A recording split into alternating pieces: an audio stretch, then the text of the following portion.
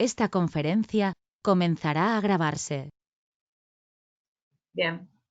En la clase de hoy vamos a ver plan de vuelo y, bueno, me faltó agregar ahí, pero también vamos a hablar un poco sobre el control de calidad de un vuelo fotogramétrico, en líneas generales, qué tipo de cosas hay que controlar en caso de que el día de mañana les toque hacer ustedes un vuelo fotogramétrico o trabajar en algún ente que pueda realizar un vuelo fotogramétrico. Bueno.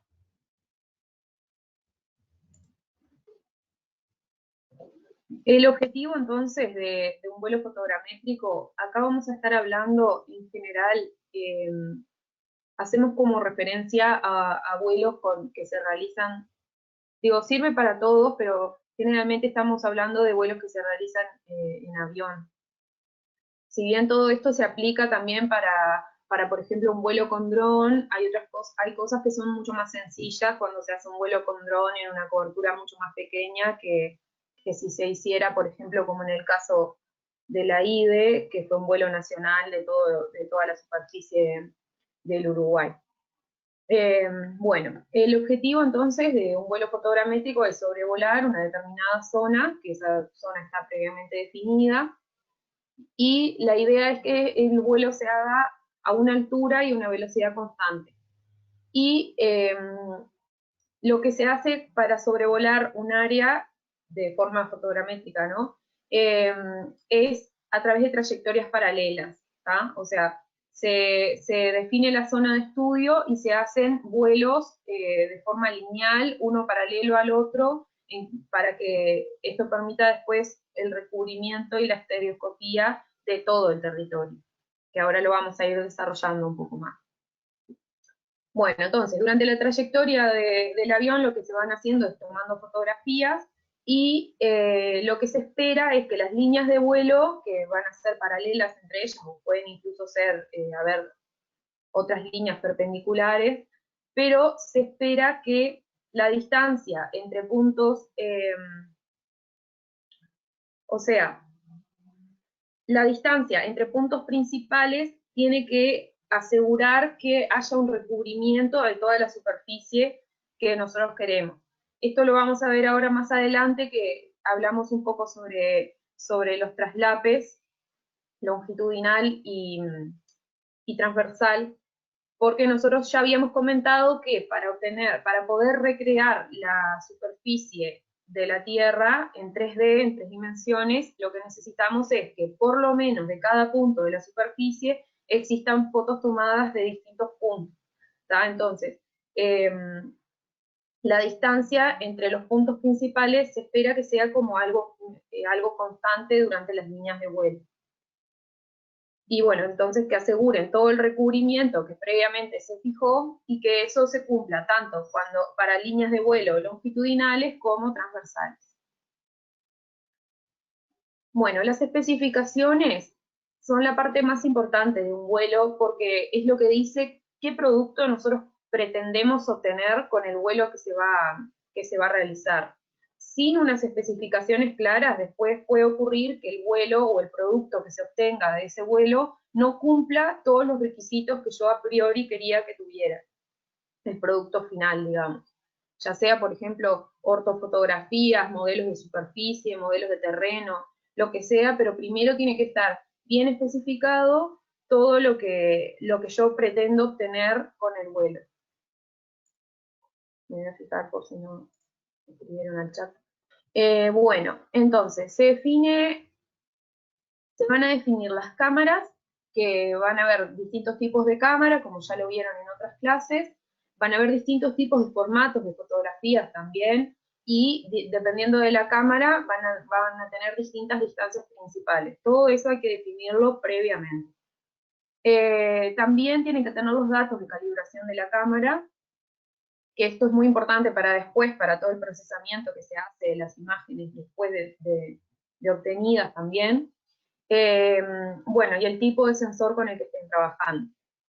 Con respecto a la imagen, siempre van a haber límites de movimiento de la imagen, porque, bueno, se espera que las imágenes que se obtengan sean lo más uniformes o lo más homogéneas posibles, y si hay movimientos en las imágenes, puede que justo la imagen de una zona en particular no esté totalmente visible o con buena calidad. Entonces hay como que definir un límite de movimiento que se admite.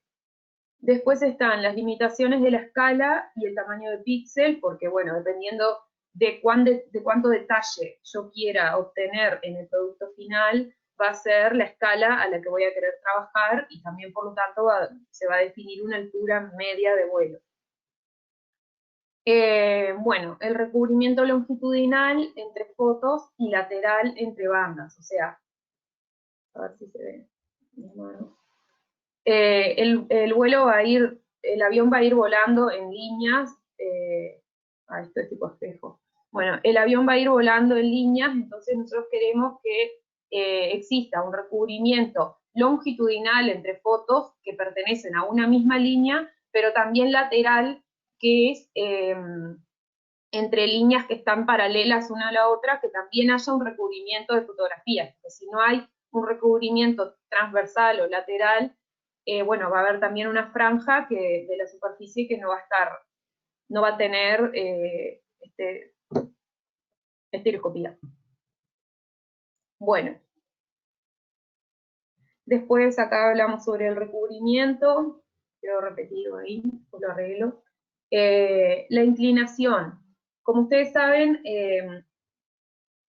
también, primero que se define la inclinación de la cámara o el ángulo en el que va a volar la cámara para obtener las fotografías, pero también puede pasar que durante el vuelo hayan distintas distorsiones de la cámara o lo que fuera, o mismo del terreno, y hay que definir también una máxima inclinación que se va a admitir para las fotos. Después, bueno, hay que definir la posición de las líneas de vuelo, si la grilla de líneas de vuelo va a ser solo longitudinal, o si va a ser una cuadrícula, o si van a ser inclinadas, bueno, todo eso se tiene que definir dependiendo de lo que convenga más para el área que hayan definido que van a volar. Y bueno, y después hay otros parámetros. Las limitaciones temporales son importantes porque, por ejemplo, dependiendo de lo que ustedes quieran fotografiar, no es lo mismo sacar una fotografía al mediodía que sacarla de tardecita, ni tampoco es lo mismo la fotografía. Por ejemplo, si ustedes lo quieren usar para estudios de deforestación, dependiendo del árbol obviamente, pero no va a ser lo mismo sacar fotos en otoño o sacar fotos en verano, y así, bueno, dependiendo de lo que vayan, de lo que quieran ustedes como producto final, o para lo que quieran aplicar el producto final, hay limitaciones temporales que hay que tener en cuenta. Bueno, también, igual que como pasaba con las imágenes satelitales, hay que ver, hay que definir ver de las zonas cubiertas con nubes, y quizás también definir un máximo de nubosidad que se puede permitir para las fotografías. Bueno. Los parámetros básicos que hay que definir entonces, cuando uno empieza a planificar un vuelo, es el objetivo del vuelo en primer lugar, porque dependiendo de ese objetivo, para que ustedes quieran el producto que van a obtener desde ese vuelo, van a haber un montón de particularidades que van a surgir de ese mismo objetivo. Como yo les decía, no es lo mismo hacer un vuelo que va a tener un objetivo de que sea para forestación, o un vuelo que se quiere buscar el detalle de una construcción para poder usarlo con fines catastrales después, o lo que fuera. Bueno, se tienen que tener en cuenta las características específicas del terreno, también la latitud y el clima de la zona a relevar, que era un poco lo que yo les comentaba también de las estaciones, y bueno, y las condiciones de acceso a la zona, cuáles son los equipamientos disponibles, cuáles son los recursos humanos disponibles, si se cuenta con personal capacitado o no, cuáles son los recursos económicos, que ese es uno de los, no sé si más importantes, pero termina siendo el más importante y el que más define a la hora de planificar cualquier trabajo. Y bueno, si hay restricciones para el vuelo en determinadas zonas, por ejemplo, hay zonas por encima de los aeropuertos, que eso capaz cuando hacen vuelos con drones lo ven como más seguido, que hay zonas por encima de las que no se puede volar, como aeropuertos, y bueno, todo eso hay que tener en cuenta. Y también el tiempo que se dispone para realizar el vuelo y también no solo el vuelo, sino todo el trabajo. Acá ayuda un poco para que no tengan que explicarles con las manos porque me quedó medio complicado. Las líneas de vuelo, como yo les comentaba, tenemos las líneas longitudinales, tenemos, bueno, son líneas que van a hacer un recubrimiento, bueno, longitudinal, por ejemplo, pero claro, lo que se espera es que las fotografías estén superpuestas, tanto longitudinalmente, como ven acá, en el sentido de la flecha, como también transversalmente tienen que compartir una parte de la misma superficie para que después pueda haber estereoscopía y que también se pueda reconstruir la superficie en esas zonas. Bueno, ahí tienen entonces más claro todo el recubrimiento longitudinal y el recubrimiento transversal, que es entre líneas de vuelo. Acá es otro ejemplo de lo mismo. Bueno, para todo esto se tienen distintas limitantes. En el caso del avión, que es una de las grandes limitantes que hay, tenemos un parámetro que se llama techo del avión, que nos permite calcular con eso y la distancia focal de la cámara, determinar la menor escala que se puede obtener. Que eso, como ya habíamos hablado, es importante para nosotros porque dependiendo de la escala va a ser cuánta precisión o no, cuánto detalle o no se pueda captar. Bueno, y estos casos no sé si aplica tanto a casos de vuelos en Uruguay, pero vuelos a alturas superiores a 3.000 metros necesitan contar con oxígeno en cabinas presurizadas. Bueno, las limitantes del vuelo, ya sabemos que para distintas zonas, por ejemplo, hay zonas urbanas donde hay una altura mínima para volar, por ejemplo, sobre los centros poblados, sobre aeropuertos o sobre distintos lugares urbanos o otros lugares también tienen una altura mínima para volar. Bueno, eso todo hay que tener en cuenta antes de al momento de la planificación. Después el tema de la existencia de nubes que van a condicionar la altura de vuelo y las turbulencias también en el aire, que todo esto puede afectar después el producto de la fotografía que es con lo que después se va a trabajar. Bueno, acá vamos a definir dos conceptos que nos van a ayudar a ver un poco mejor lo del recubrimiento longitudinal, que era lo que les mostraba en unas diapositivas anteriores, y el recubrimiento transversal, que estos dos parámetros son muy importantes porque son los que van a definir después también o van a ser muy importantes para la calidad del producto que ustedes van a tener.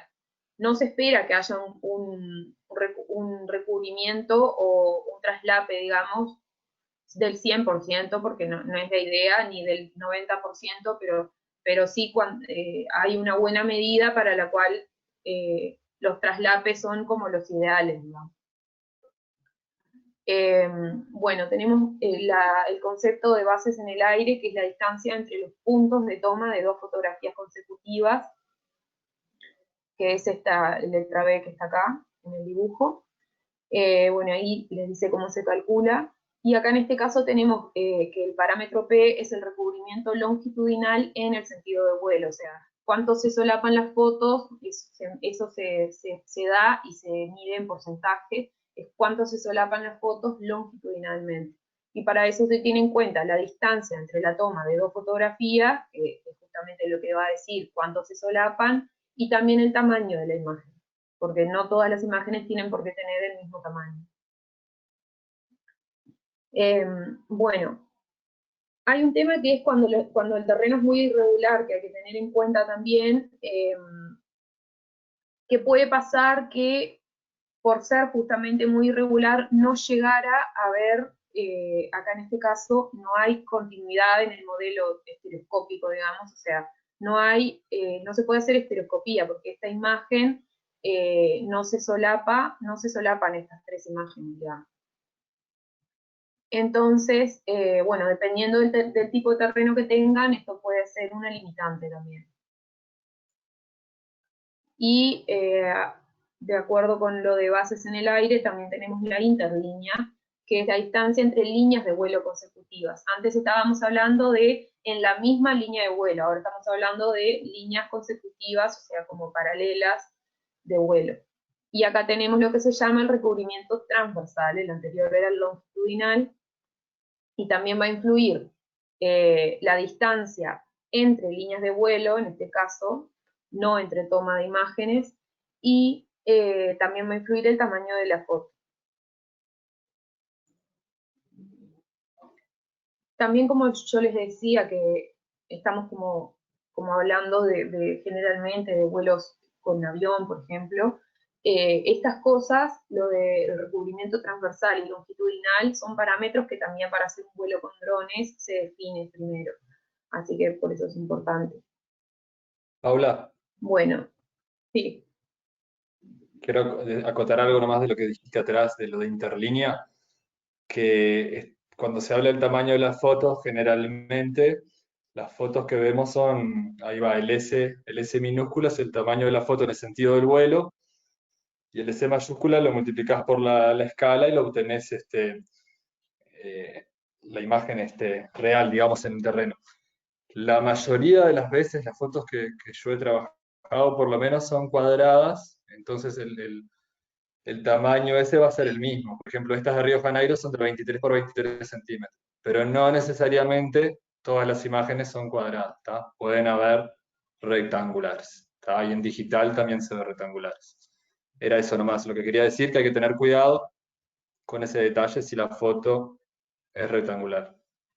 ¿Ok? genial, muchas gracias. Bueno, también hay que tener en cuenta otras cosas que se refieren un poco más a la cámara en sí, que esto es como más un parámetro de tiempo, porque lo que nosotros sabemos que la cámara para tomar una fotografía tiene un intervalo de tiempo en el que está sacando la fotografía, ¿tá? Entonces, hay que tener en cuenta el valor mínimo de ese intervalo de tiempo entre que la cámara sacó una foto totalmente y después quedó pronta para poder sacar la foto siguiente. Hay que tener en cuenta ese tiempo, porque el avión va a estar en movimiento, hay que tener en cuenta ese tiempo para no perder, digamos, que haya lugares donde el avión pasa, pero todavía la cámara no está pronta para tomar la fotografía. Entonces eso influye en la velocidad de vuelo. Acá tenemos el parámetro B, que eran las bases en el aire, que era la distancia entre la toma de dos fotografías consecutivas, y GS sería la velocidad de vuelo. Bueno, después acá tenemos el movimiento de la imagen, que como yo les decía, para tomar una fotografía, la cámara deja como el obturador abierto mientras hace la fotografía. Pero claro, como el avión se está desplazando, también en realidad ese punto que vos querías fotografiar en realidad termina siendo una línea, porque la cámara también se fue moviendo mientras que el avión se desplazó, digamos. Entonces tenemos como un movimiento de la imagen y del obturador que hay que calcular también, que también va a tener que ver con la escala, con la velocidad del obturador, que es propio de la cámara, y con la velocidad a la que va el avión. Bueno, y después hay un movimiento permitido de una imagen que va a ser consecuencia de la resolución del sistema que forma la imagen. O sea, ahí también va a tener que ver con la resolución de la cámara, digamos, que está tomando las imágenes.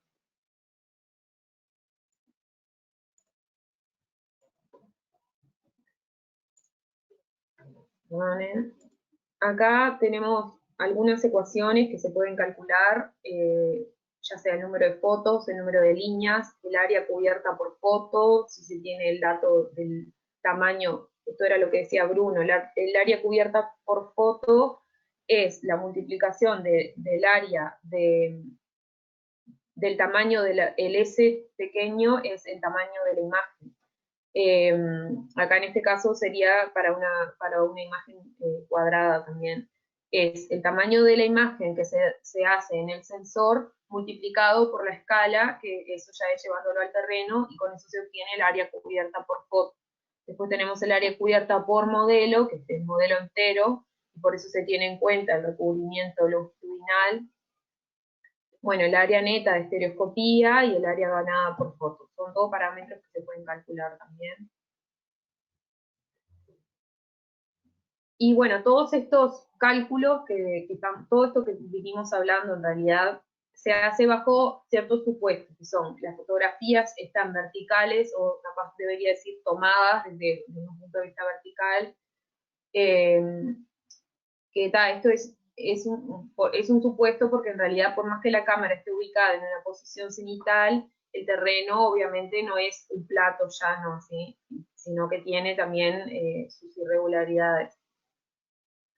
También se supone que las líneas de vuelo son exactamente paralelas, que en la realidad puede que no sean exactamente paralelas, y los recubrimientos constantes también, o sea, no siempre, por más que uno diga, bueno, quiero un recubrimiento longitudinal del 70%, o sea, que se solapen las imágenes un 70%, bueno, puede que eso no se mantenga, como en el caso que les mostraba antes, cuando el terreno es muy irregular, que no llegaban a solaparse las imágenes. Y bueno, de que también la cámara esté calibrada. Como ustedes están viendo ahora con el iPhoto, todas las cámaras tienen un certificado de calibración, y si no me equivoco, esto tiene un tiempo de duración, y después de cierto tiempo, bueno, se considera que la cámara tendría que calibrarse nuevamente. Bueno, y acá viene la parte del control de calidad, o sea, como todo esto se hace bajo muchos supuestos, y como todos los vuelos en realidad, no todos los trabajos que ustedes hagan no va a ser perfecto el resultado, siempre hay errores que uno mismo introduce o que son errores del instrumental o lo que fuera, lo que se hace es un control de calidad, que en realidad es para cualquier tipo de trabajo topográfico o bueno, en general, está bueno aplicar un control de calidad, y obviamente dependiendo del trabajo va a ser la forma el tipo de control de calidad que van a hacer. Pero en este caso, como yo les decía al principio, que lo que vamos a hacer es comparar el resultado que se obtuvo con lo que previamente estaba planificado, con las especificaciones que estuvimos hablando al inicio y ahora vamos a seguir hablando, para ver si realmente se logró tener el resultado que se esperaba, o por el cual ustedes pagaron también, ¿no? Bueno, no sé si acá puse, yo puse 2 veces la misma diapositiva.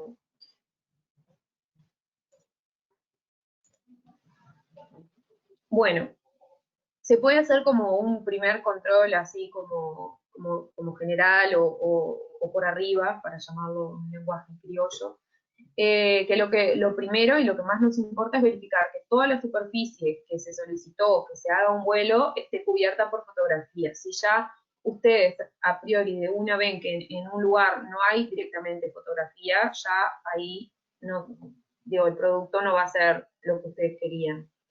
Que también haya estereoscopía, o sea, no solo que esté 100% cubierta por fotos, sino que también entre ellas tengan estereoscopía, porque si no también para ustedes que van a querer armar un modelo de terreno a partir de eso en 3D, no van a poder.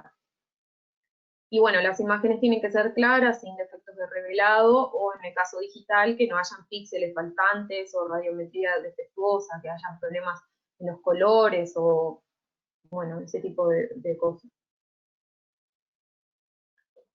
Bueno, los controles geométricos que se pueden hacer son referentes a la escala, al recubrimiento longitudinal y transversal, controlar también los cambios de rumbo, derivas de inclinación de la cámara, porque lo que hablábamos, o sea, si bien se supone que el avión va a estar volando con líneas de vuelo paralelas entre ellas, puede que haya una deriva, un cambio de rumbo del avión, bueno, eso les va a afectar a ustedes el producto final, porque puede que se solapan un poco más hacia un lado y pierden un solape. Si el avión se desvió, pierden información hacia el otro. Y bueno, el control del tamaño de píxel en el terreno también para verificar que realmente un píxel, que ustedes pidieron un píxel de, no sé, 500 metros de lado, bueno, que realmente eso se refleje cuando se compara con el terreno. Bueno, el porqué de hacer un control de calidad es muy importante, el control de calidad, porque lo que se quiere es determinar que cualquier proceso, ya sea un proceso de producción de, no sé, cualquier tecnología o un alimento, o en este caso, ortofotografías, por ejemplo, lo que se quiere es ver que el proceso o todo el trabajo que se hizo cumple con lo que yo solicité al inicio, digamos. O sea, yo dije que quería, que yo le pagué, por ejemplo, a una empresa para que me hiciera un vuelo fotogramétrico, como en el caso de Uruguay, que es una empresa brasileña. Bueno, entonces yo voy a después querer que por lo que yo pagué o lo que yo solicité sea lo que realmente pedí. Bien, me fijo cada tanto el chat por los dos. Bueno, entonces, como ya veníamos hablando, el vuelo fotogramétrico es un proceso que empieza en la planificación del vuelo y termina con la obtención de todos los productos que se solicitaron. Ahí hay varios ejemplos, pueden ser modelos de terreno, imágenes, o cualquier dato espacial, vectorial, por ejemplo, no sé, los cursos de agua, o los contornos de ciertos edificios, lo que ustedes se imaginen. Bueno, en realidad lo que también, a lo que también apunta un control de calidad es que cuando se elabora un producto y se le hace un control de calidad, el producto ese pasa a ser más homogéneo y de mayor fácil acceso a los usuarios. Bueno, eso. Entonces, para comenzar, lo primero que hay que hacer es acceder a las especificaciones del producto, que estas se pueden encontrar tanto en los pliegos, que son, por ejemplo, licitaciones. Por ejemplo, el día de mañana, algunos de los lugares, por ejemplo, donde ustedes trabajan, llaman a una licitación para que se haga un vuelo de toda la zona costera del departamento de Rocha, por ejemplo. Bueno, para esa licitación va a haber un pliego que va a decir todo lo que el organismo o la empresa necesita que se haga, ¿tá? Entonces, eso es lo que ustedes tienen que comparar con el producto que a ustedes les devuelven. Y también pueden haber especificaciones para vuelos fotogramétricos que son más manuales generales, digamos, que tienen, no sé, distintas organizaciones. Bueno, lo que les decía también, estos documentos tienen que tener toda la información de todos los requisitos necesarios, todo lo que ustedes necesitan que cumpla el producto, tiene que estar ahí por escrito, digamos. Y entonces la persona que va a hacer el vuelo, la empresa que va a hacer el vuelo, tiene que conocer perfectamente todas las condiciones bajo las que tiene que trabajar, digamos. Bueno, y tal, las especificaciones no solo tienen información sobre el producto final, sino que también tienen información sobre todo el proceso de producción, por eso que son tan importantes. Bueno, en el control del vuelo se pueden controlar distintos aspectos. Tenemos las condiciones de entrega, que son los distintos formatos de los archivos, los nombres de los archivos, la estructura, todo eso que ustedes saben que hay una gran cantidad de formatos de archivo y demás, distintas calidades, bueno, todo eso se tiene que definir. Bueno, la cobertura del vuelo, que era lo que veníamos hablando, que tenemos la cobertura con imágenes en general, y también la cobertura para que tenga estereoscopía. Después tenemos las condiciones para las líneas de vuelo.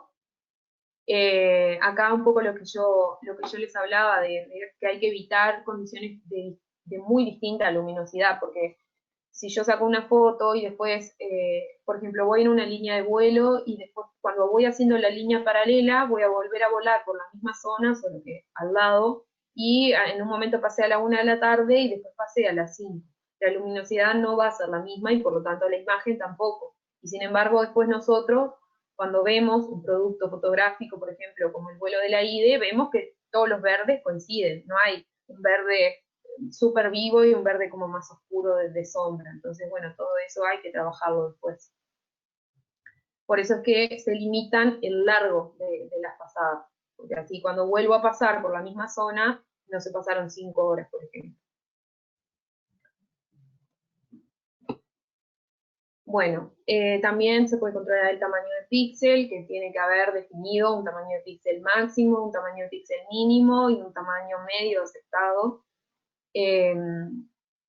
Y también se tiene que definir un porcentaje de tolerancia. Como en el ejemplo que les pongo, por ejemplo, si ustedes solicitan que el tamaño de píxel medio sea de 0,5 metros, más o menos 10%, significa que no pueden haber más de un 10% de fotografías que tengan un píxel que no cumpla con el tamaño que ustedes solicitaron. Lo mismo ocurre con los recubrimientos, ya sea para el longitudinal como para el transversal, hay que definir una tolerancia, porque como yo les decía, no va a pasar que el recubrimiento sea 100% constante a lo largo del vuelo. Entonces, bueno, puede haber, por ejemplo, se pide 60% en cobertura nacional con más o menos 10% y 80% en cobertura urbana, porque a veces se vuela con, por ejemplo, en el vuelo de la IDE, la información que hay para los centros poblados, las ortofotografías o el tamaño de píxel y demás para los centros poblados o para las zonas urbanas, no es lo mismo que para las zonas rurales, porque para las zonas urbanas permite ver a mayor detalle. Creo que es 10 centímetros de píxel. Bueno, todo esto tiene que estar definido y también siempre con una tolerancia, porque ya lo hablamos. Bueno, y después tenemos las condiciones geométricas, que era lo que les comentaba antes también, los cambios de rumbo, derivas, desviaciones que pueden haber de la trayectoria del avión. Y ahí, por ejemplo, hay un ejemplo de desviación de la trayectoria del avión menor de 50 metros de la planificada para cada uno de los centros de la imagen. O sea, el centro de la imagen tiene que estar como máximo a 50 metros de la línea de vuelo planificada. Si el avión se desvió más de eso, no acepto ese producto.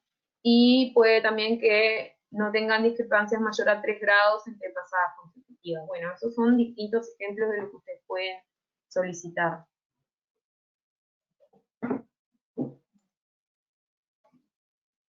Con respecto a la orientación interior, la calidad de la orientación interior, como estuvimos viendo ya al inicio del curso, va a estar afectada principalmente por dos parámetros. Uno es la medida de las distorsiones, la media, perdón, de las distorsiones. En este caso, o sea, se va a trabajar con una distorsión media. Entonces, como que se admite, digamos, una distorsión media de cierto valor. Entonces, como ya se admite una distorsión media de X valor, ya significa que se está introduciendo un error al modelo, digamos. Entonces, bueno, hay que trabajar un poco con la medida de las distorsiones y ver si realmente cumplen o no con cuál va a ser el umbral que voy a aceptar de todas las distorsiones que Bruno les estuvo comentando que influían a la orientación interior. Y después está la ubicación de las marcas fiduciales, que, bueno, o sea, para la orientación interior lo más importante son las marcas fiduciales. Entonces, si la ubicación de las marcas no está muy clara, por ejemplo, en el cálculo de todos los parámetros que se hagan, no va a ser como de buena calidad, digamos. Bueno, esto acá como el cálculo, digamos, de todos estos parámetros de orientación interior se hace a través de mínimos cuadrados. Entonces hay posibilidad de evaluar la calidad de ese ajuste, porque va a tener un error cuadrático medio, un RMSE. Y bueno, a partir de eso se puede evaluar la calidad de todo el proceso de la orientación interior. Y acá, bloque fotogramétrico, pasamos, digamos, a la parte de orientación exterior. que, como nosotros habíamos visto en unas clases antes, la orientación exterior tiene como dos pasos grandes, pero bueno, en este caso, como yo les había hablado en esa clase con el tema de la aerotriangulación y demás, todo el ajuste de la orientación exterior en realidad se hace en un solo proceso que se llama ajuste del bloque. Yo les había dicho, no profundizamos mucho en eso porque como que no viene, no hace al objetivo del curso. Yo les había dicho que todo el ajuste de la orientación exterior se hace a través de mínimos cuadrados, ¿tá? Entonces, bueno, todos los factores que van a influir, digamos, en todo el ajuste del bloque. Recuerdan que la orientación exterior, lo que nosotros queríamos era, teníamos toda la imagen y ya teníamos definido un sistema de coordenadas para la imagen. Entonces lo que ahora queríamos era pasar de ese sistema de coordenadas imagen al sistema de coordenadas terreno, que es en lo que nosotros vamos a trabajar, UTM 21 Sur, por ejemplo. Entonces lo que se hacía era a partir de puntos que se ponían, la aerotriangulación lo que hacía era hacer los cálculos de la posición de un punto, pero como automáticamente, sin necesidad de que ustedes pongan 1.000.000 de puntos de apoyo en toda la zona donde van a volar, y solo pongan algunos puntos de apoyo, ¿tá? Entonces, bueno, los factores que van a afectar al ajuste de bloque, que es esto de lo que estamos hablando, son la geometría de las imágenes, la distribución de los puntos fotogramétricos, la distribución también de los puntos de apoyo, que son los que ustedes van a colocar en campo para poder atar todo el modelo a coordenadas que ustedes conozcan el valor, y después la calidad de la información de navegación. O sea, como por ejemplo si ustedes miden con GPS, por ejemplo, bueno, la calidad que tenga las medidas que ustedes dan de los puntos de apoyo también. Acá ocurre que como se van a estar ajustando simultáneamente todo un bloque, que son muchos puntos que el programa en realidad lo hace automáticamente, un error en las observaciones individuales no tiene un efecto muy grande frente a todo el bloque, digamos. Bueno, para poder evaluar el ajuste de bloque, o sea, cuando termina, digamos, la orientación exterior, lo que se puede hacer es representar los vectores de error en los puntos fotogramétricos o en los puntos de apoyo. Ustedes al finalizar el proceso también, como es un proceso de mínimos cuadrados, van a tener un error asociado porque se puede evaluar. Entonces, van a poder tener un vector de error que lo pueden representar, y a partir de ahí, bueno, buscar vectores en la misma dirección, vectores radiales, errores más grandes que sus vecinos, o sea, errores que se aparten mucho de la media, para hacer la evaluación. Cualquier duda que tengan me frenan, porque no les estoy preguntando si tenían dudas. Bueno, como les dije también antes, el ajuste del bloque, como es un proceso que se hace por mínimos cuadrados, que se introducen muchos puntos, que esto lo hace el software hoy en día, el software identifica puntos homólogos y resuelve todo el sistema de ecuaciones, pero con un proceso de mínimos cuadrados, entonces se lo puede evaluar de forma estadística, a través, por ejemplo, como yo les decía, del error cuadrático medio, que es una medida que se da para este tipo de trabajo. Bueno, entonces se van a estudiar tres componentes: la precisión, la exactitud y la fiabilidad. No es lo mismo la precisión que la exactitud, como supongo que ya lo habrán visto varias veces a lo largo de sus materias, y también todo el proceso, digamos, tiene que ser fiable, confiable. Entonces lo que se hace con la precisión es estudiar la matriz de covarianza de las coordenadas de los puntos, bueno, los valores altos de las covarianzas pueden indicar errores en la solución, porque las coordenadas deben ser independientes unas de otras. Y acá un poco lo que yo les decía, que no se puede evaluar la exactitud analizando, digamos, toda la solución del bloque, porque puede ser muy precisa como bloque, pero no exacta con respecto a coordenadas absolutas, digamos. Entonces, yo termino de hacer la orientación exterior y tengo todo mi sistema, toda mi superficie en modelo 3D en coordenadas en un sistema de terreno, en un sistema de coordenadas del terreno. Entonces, ¿cómo hago para evaluar si la calidad de eso, de ese modelo que yo pude producir es correcta o es acorde?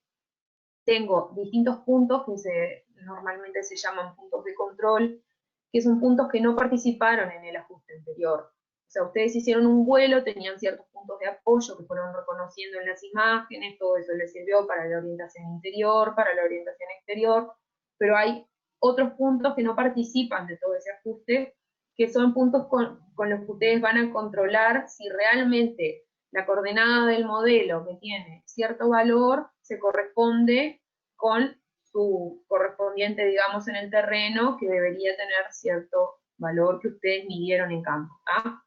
Entonces, ahí es donde evalúan, a partir de las coordenadas, de los puntos de control, si realmente el modelo que ustedes hicieron es exacto más allá de preciso.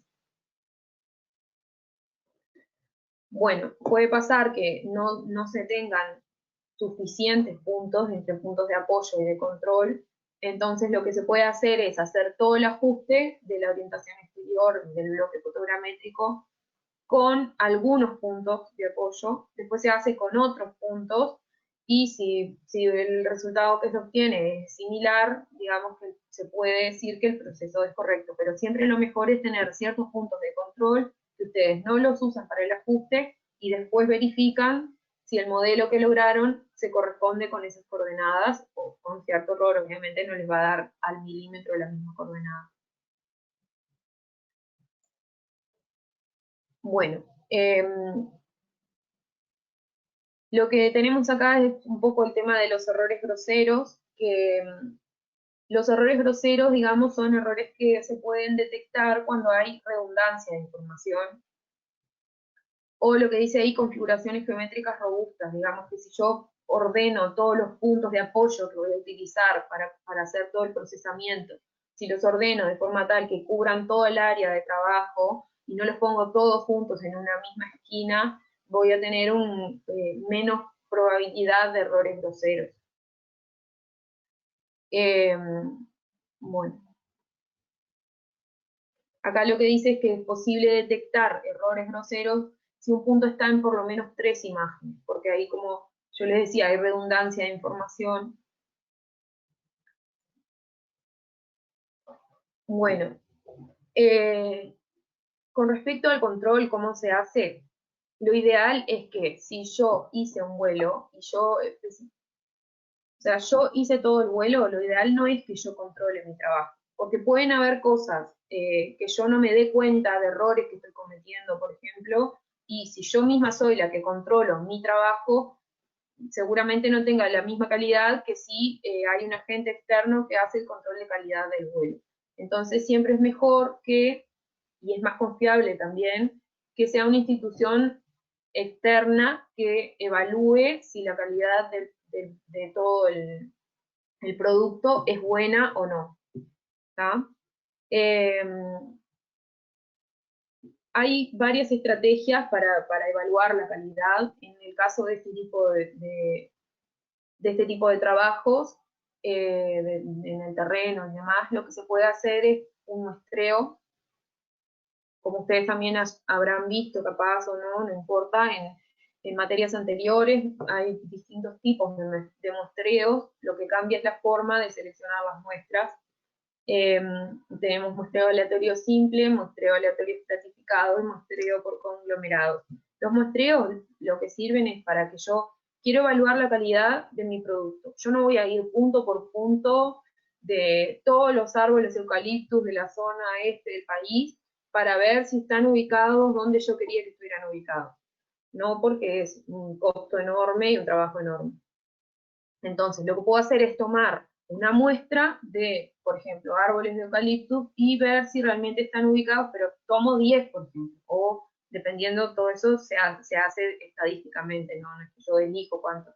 pero tomo una cierta muestra y evalúo en esa muestra. Y eso me puede dar una idea de cómo está el modelo en general.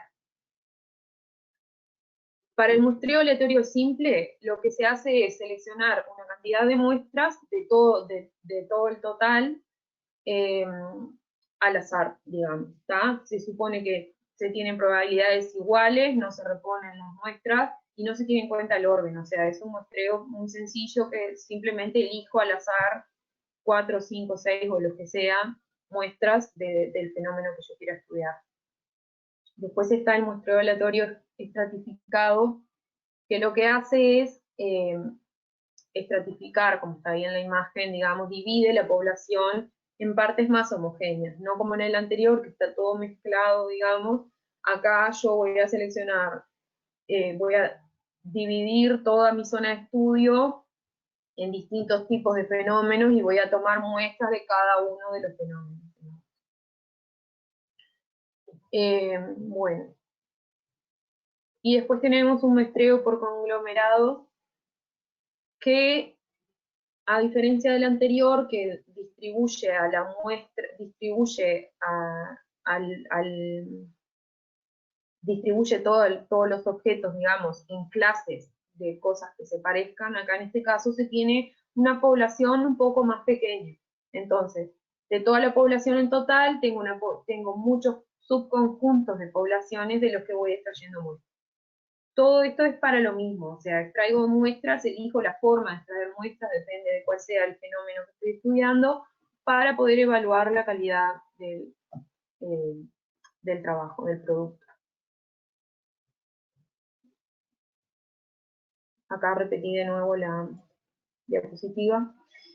Bueno, y por último, y ya les dejo de aplicar esta masa, lo que hay, no sé si ya escucharon, pero hay un gran conjunto de normas ISO, que son estándares internacionales. La ISO es la Organización Internacional de Estandarización, que lo que hace es crear un conjunto de normas para distintas cosas, ¿no? Pero hay una gran cantidad de normas que son aplicables a la información geográfica. Entonces, si yo no quiero pensar yo a ver cómo crearme todo un modelo para evaluar la calidad, lo que puedo hacer es consultar una norma que me puede decir cómo evaluar la calidad de un proceso, dependiendo cuál sea el proceso, elijo la norma. Por ejemplo, la 19.157 es una norma específica para la calidad de la información geográfica. Entonces, capaz que no me conviene pensar yo cómo voy a evaluar la calidad y, sino, ceñirme, digamos, a una norma que ya está pensada para eso. Ajá. Bueno, les puse la bibliografía. No sé si tienen alguna pregunta de todo esto. Tienen que bajar un poco a tierra todo lo que les estoy contando.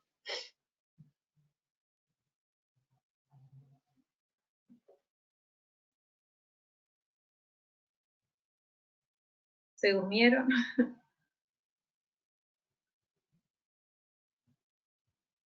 Estamos acá.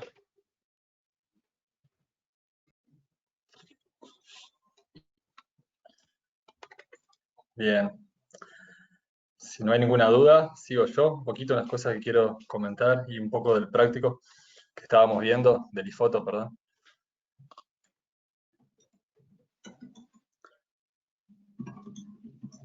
Bien. ¿Sigo entonces, Pablo, un poquito? Dale, dale.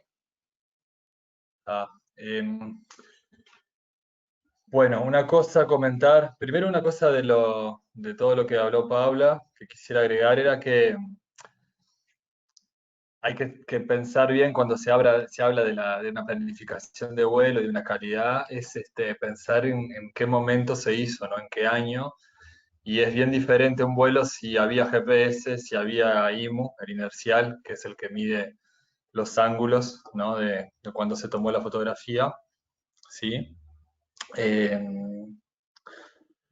Porque ¿qué pasa? Ya hoy por hoy, si un vuelo que todos van a tener GPS y van a tener inercial y cámara que va a ir viendo cómo tomó la fotografía, está en el propio momento arriba del avión, que además del piloto va a ir otro técnico, ya va a poder hacer un control inicial ahí en el momento. Antes, en las máquinas analógicas y que no existía el GPS, todo eso se hacía después, ¿no? De bajar las fotos, hacer ciertos procesos, hacer la orientación exterior y eso se iba a controlar después, ¿tá? Y después, si te imaginas lo que es el dron, hoy por hoy, ya uno está volando un dron y ya en la pantalla que estamos uno observando vemos también en directo qué imagen va tomando y también tiene un GPS y ya hay ciertas cosas que el propio equipo, si la foto sale corrida o fuera de lugar, va a tomar otra, ¿tá? Dependiendo de las características del equipo, ¿tá? Pero quería mencionar eso que va a depender de qué momento, ¿sí? ¿Qué momento, en qué época, ¿verdad? Se hizo eso. Bien. Una cosa que le querías comentar. Nosotros ahora con esto que estamos haciendo con el software, con el iPhoto, ¿tá? Enseguida vamos a necesitar usar los lentes anaglifos, ¿sí? ¿Qué pasa? Los lentes anaglifos que nosotros disponemos, primero que no alcanzan para todos, ¿tá? Segundo que están en facultad, entonces yo justo hoy le mencioné a Ebenor que él los iba a ir a buscar y entonces la idea es que ustedes, si pueden pasar por Ciudad Vieja, que es la oficina donde él trabaja, o si no por el Ministerio de Transporte, que es donde Paula y yo justamente estamos en el horario de la mañana, eso lo arreglamos. Si alguno de ustedes puede comprárselos a los lentes, espectacular, sí, pero tendría que ser medio ya, o sea, en Mercado Libre si ponen lentes anaglifos, creo que salen 200 y pocos pesos, son de plástico básicos. Y otra cosa que yo en realidad no lo había pensado y es que había mencionado que el práctico 2, hay que hacerlo en grupo, ¿tá? La idea es que lo hagan entre 2 o 3 personas como máximo. Pero claro, ahora con todo esto de la pandemia, esa decisión de que si ustedes están dispuestos a juntarse de a 2 o 3 personas, en realidad es una decisión que la tiene que tomar cada uno, porque, bueno, no lo puedo imponer yo. O sea que, bueno, piénsenlo y vean cómo van a decidir trabajar para ese práctico, ¿tá? O si lo van a hacer entre 2 o 3, pero hacerlo a distancia. El tema que sí o sí uno de los integrantes, pero la idea es que lo hicieran todos, tiene que usar los lentes porque hay que ver en 3 dimensiones para realizar una parte del práctico, ¿sí? Bien. Entonces, ahora pero esto lo vamos viendo estos días, ¿está? Yo ahora más tarde les mando un mail aclarando eso. Quisiera mostrar algo del software del iPhoto que habíamos quedado en la clase pasada. Creo que puedo compartir pantalla acá. Bien.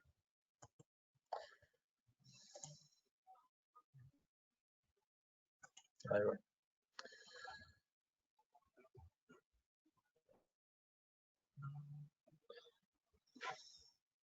Bien. Acá volví a abrir el iPhoto y lo que voy a hacer es abrir el proyecto que estábamos donde había terminado la clase anterior. Entonces para esto voy a la parte superior donde dice Project y puedo abrir Last Project o si no ir a abrir y buscar el proyecto, ¿verdad? Bien. ¿Se acuerda que habíamos quedado en la orientación exterior, que era la fototriangulación, ¿sí? O la aerotriangulación. Entonces, abro acá en aerotriangulación, ¿sí? Y una cosa que les quiero mostrar, pero que lamentablemente no está funcionando en el iPhoto, ¿tá? Cuando se le da a correr, se cuelga, por lo menos me pasa a mí, y el año pasado le estaba pasando a todo el mundo, pero por lo menos veamos el concepto, ¿tá? Nosotros acá tenemos los puntos de apoyo que hemos marcado algunos en nuestras fotos, los que estaban dentro del área de cobertura estereoscópica, ¿verdad? Donde hay 2 imágenes recubriendo, o al menos 2. Y un concepto que no lo mencioné en la clase pasada, que el iPhoto lo tiene, pero que no está funcionando después para la hora de calcular, es el de punto fotogramétrico, ¿sí? Punto fotogramétrico, imagínense que es un punto en el terreno que hubiera sido como ideal tener un punto de apoyo, pero no lo tengo, ¿sí? Pero yo le estoy diciendo al programa que en determinados son comunes, o lo que se llaman puntos homólogos. Los programas encuentran puntos homólogos de forma automática, ¿sí? Y esa cantidad de puntos homólogos es lo que permite la aerotriangulación y lo que permite usar pocos puntos de apoyo, ¿tá? En el iFoto, esa parte de los puntos homólogos no están acá en este, o sea, puntos homólogos de manera automática no están acá en esta fase, sí, más adelante, ¿tá? Pero les quería mostrar cómo se hace un punto fotogramétrico para la aerotriangulación. Acá en la parte izquierda superior, ¿sí? Hay un botón que es como el de marcar, pero tiene un simbolito de más, ¿tá? Que se va a decir crear un punto fotogramétrico. Cuando yo le doy cliquear, acá en la parte inferior del medio, ¿sí? Se crea un nuevo punto, ¿sí? Y que dice PF, y va a tener 15 porque el último era el 14, ¿tá? PF de punto fotogramétrico. Y vieron que no tiene coordenadas. Obviamente que no tiene coordenadas, porque es un punto que yo no lo medí, ¿tá? En el terreno. Entonces, ¿dónde voy a agregar yo un punto fotogramétrico? La gracia de un punto fotogramétrico es agregarlo donde más me conviene o donde me hace falta en el proyecto, ¿sí? Entonces, si se acuerdan acá, en la distribución, ¿sí? De puntos, en la zona de trabajo, acá en el vuelo de Río, ¿sí? Recuerden que el área efectiva es el área donde... ¿Ustedes ven mi mouse en su pantalla? El cursor. Debe sí. Bien, es el área donde hay recubrimiento, ¿sí? O sea, del punto 15 al punto 13, digamos, un poquito más, ¿está? Recubrimiento de más de una imagen. Entonces, ¿dónde sería un punto ideal acá para poner un punto fotogramétrico? ¿Qué les parece?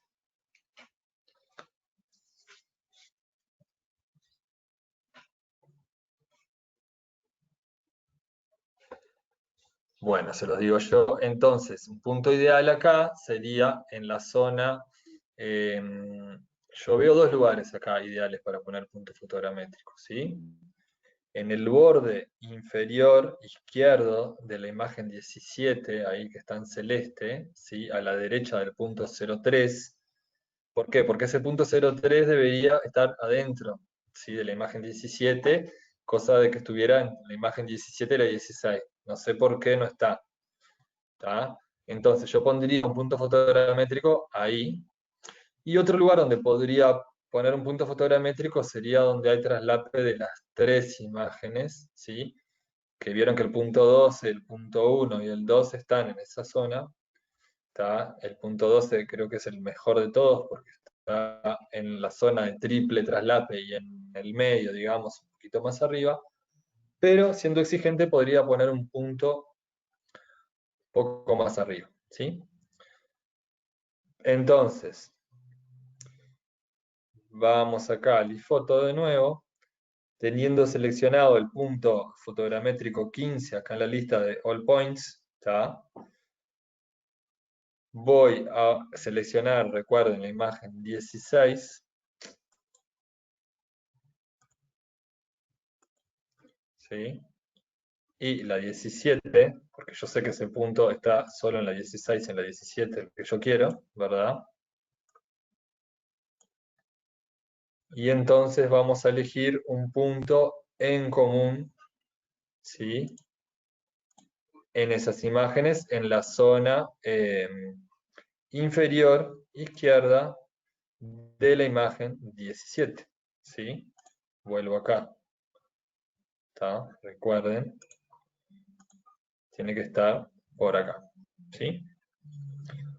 No es muy fácil esa zona porque no hay nada muy distintivo ahí, pero vamos a bichar. Entonces, hago zoom. Está. Manito.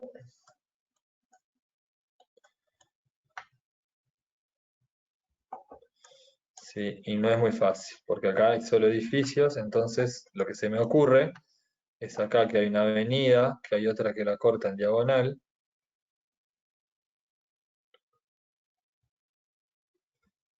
¿Tá? Y vamos a ver si acá la encuentro.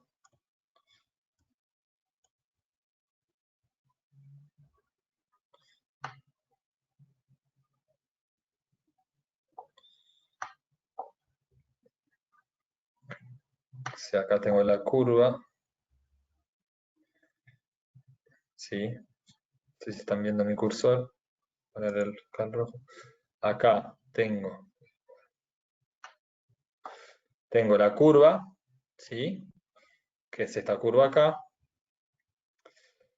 Sigo por esta avenida y acá sale esta en diagonal, que en esta foto si tengo la curva, sigo por avenida, sale esta en diagonal, entonces el punto que se me ocurrió,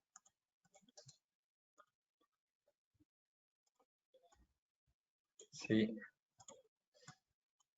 Vieron que hay ahí una especie de, no sé si es cantero o una, creo que es ese arroyo que está como entubado, que está abierto, o hay una puntita acá triangular, se me gusta ahí. Entonces, tengo seleccionado el PF15, vengo acá donde marco los puntos normales, ¿sí? La marca. El de arriba es para crear y este es para marcar. ¿Tá? Y voy a marcar este punto acá y lo marco ahí, en las dos fotos. ¿Sí? Bien. Se supone que un punto fotogramétrico ahí mejoraría la calidad de nuestro ajuste, de nuestra triangulación.